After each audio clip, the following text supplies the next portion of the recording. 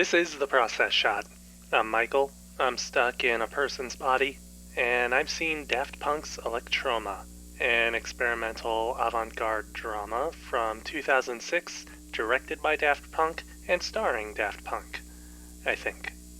I mean, they're wearing helmets all the time, so, never mind. Anyways, their names are Thomas Bangalter and Guy-Manuel de Homem-Christo. It doesn't matter all that much, but I just wanted to get their names in here anyway. What else? I guess I'm stalling, mostly because there's not much to say about the movie. The gist is that Daft Punk comes to a random town and learns the difficulties that come with being human. Not much else to it. There's quite a bit more that goes on in the movie than that, of course, but because the film is told completely visually, with no spoken dialogue at any point, it's a pretty vague and abstract story to follow.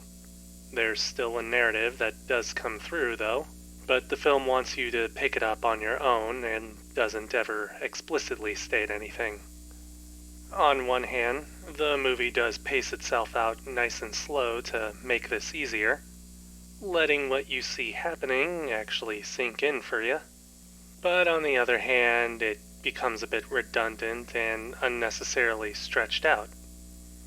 Either way, the primary themes of identity and transhumanism are well and present, even despite their abstract and minimalist treatment. That minimalism in the film's artistic design and style doesn't leave much room at all for any expansion beyond its images, which is clearly the main focus here. Any notions of character are pretty much non-existent, with everybody that isn't actually Daft Punk pretty much fulfilling a basic, more symbolic role in their story. Cinematography is where things really shine, of course, carrying almost all of the work of storytelling through its visuals.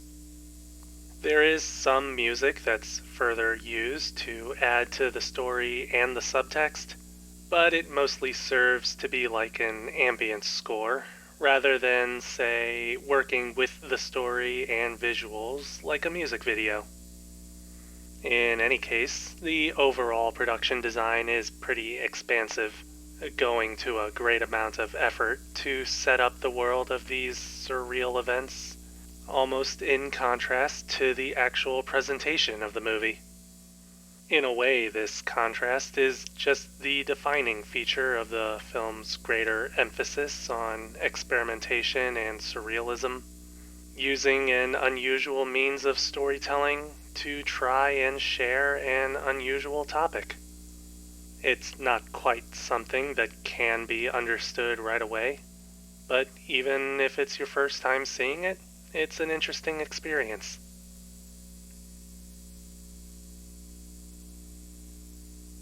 Daft Punk's Electroma.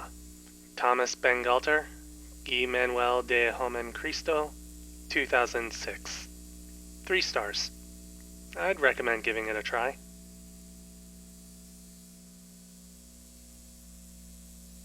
That's it for this review.